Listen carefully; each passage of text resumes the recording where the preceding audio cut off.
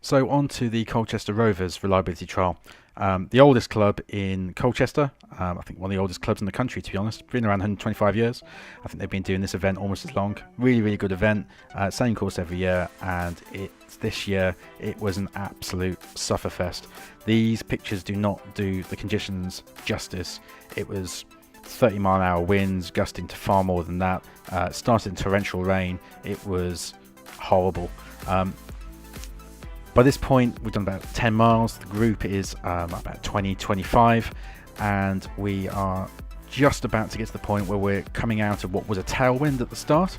So most of the guys have had it fairly easy, and the wind is starting to come from our right. So I think we'd had a short section where it was from the right, and we were having to lean the bike into it. It was really bad.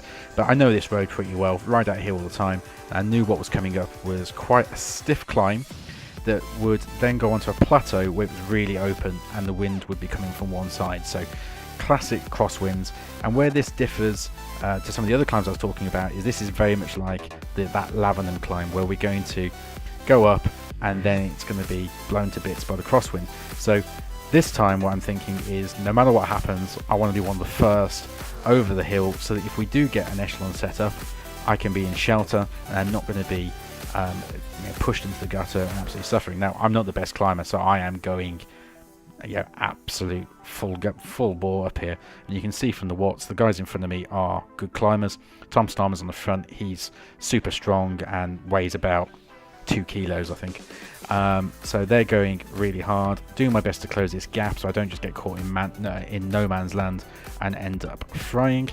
But you can see the wind is now starting to come from the right, and this means that it's difficult for anyone that's behind me, because we're all in the gutter, and I've got to get across to these guys quick to get some shelter, otherwise I'll just use up all my available energy. So trying to get across here at not too hard, below my threshold, but hard enough that I can close the gap quickly, but again, like I said, without destroying myself. And you can just see that the effect of the wind, the way that the guys are having to lean into the wind and they're getting blown across the road. But straight away you can see I've come into Tom's shelter there, and the watts just drop away to almost nothing. So it's a big difference. I'm now quite comfortable here.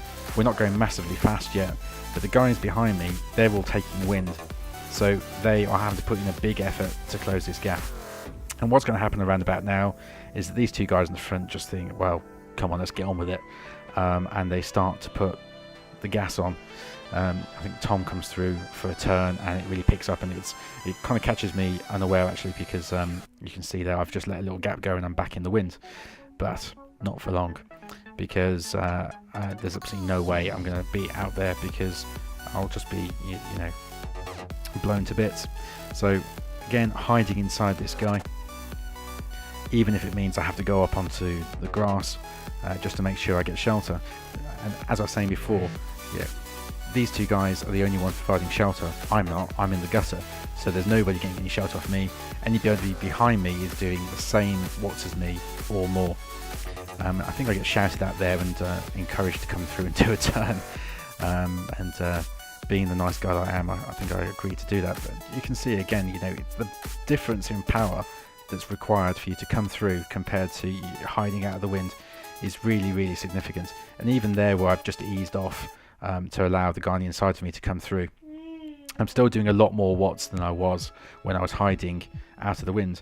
You see again, from the angle of my camera, I'm actually leaning to the right because the wind is that strong. I'm having to lean into it just to keep my bike on a straight line.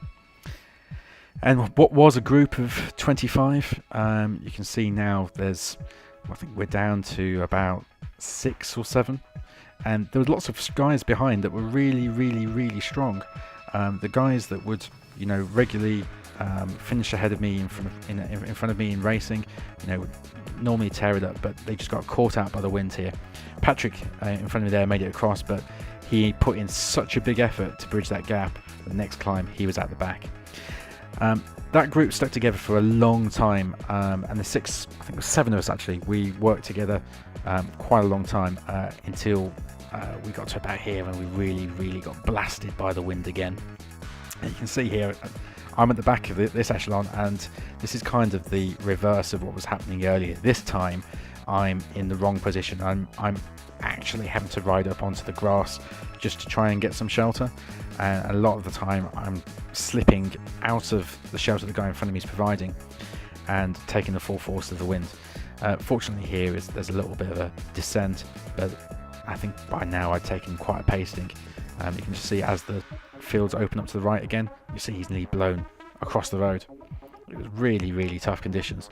Not something you have to ride in too often, but you know, even if the wind is a lot less powerful, the same principles apply, and you can save a lot of energy by riding smart, riding crafty.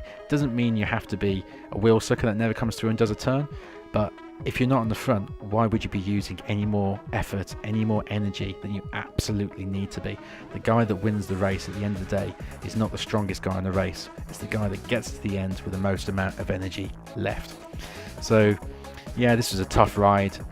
This group stuck together for most of it. A few of the fellas dropped off towards the end, but I think probably about 4 of us came in the last climb, so I was pretty pleased to be amongst that, given the conditions, given the quality of some of the riders that were there. It was again an enjoyable day out, but pretty tough, and I think it's one that some of the guys will remember for quite a while. And that was kind of it for me. I was already throttling back, and I just plodded in over the last 300 meters, came in about 4th, something like that. Got into the clubhouse and had as much cake as my stomach could take. That's the reliability trial season. They're great events. If you get the chance, go and ride some of them. The weather's not always as bad as it was in some of these events. Quite often good winter sunshine. It's a great way to keep yourself fit and race ready over the winter.